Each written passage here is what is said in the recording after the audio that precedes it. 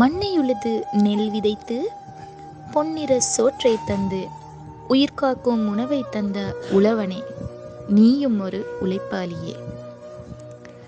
பஞ்சை நெய்து பட்டாக்கி பருத்திப்பூவை துணியாக்கி மானம் காத்து உயிரோடு வாழ வைக்கும் நெசவாளனே, நீயும் ஒரு உழைப்பாளியே.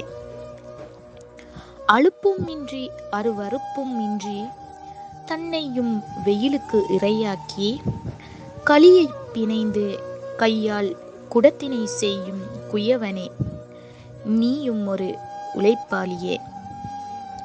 கண்களில் எண்ணெய் ஊற்றி கருவிழியை திறந்து உதிரத்தை வியர்வையாய் சிந்தி தன் கவனத்தை நேராக்கி நம்பியவரை வீடு கொண்டு சேர்க்கும் சாரதியே, நீயும் ஒரு உழைப்பாளி. ஞானம் என்னும் கடலினை மண்ணுள் புதையாது என்றும் ஓங்கி நிற்க அழியா அறிவினை அழகாய் அனைவருக்கும் வழங்கும் ஆசானே, நீயும் மிகு உழைப்பாளியே.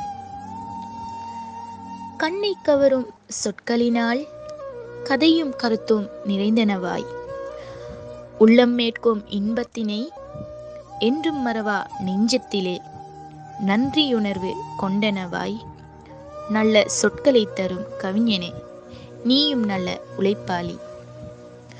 வீட்டை காக்கும் நாய் போல அல்லும் பகலும் வீதியேறி குழப்பமெல்லாம் தன்னிடத்தே போட்டு மறக்கும் விந்தையெல்லாம் உன்னை தவிர வேறொருவர் ஏற்க மறுப்பார் என்னப்பா?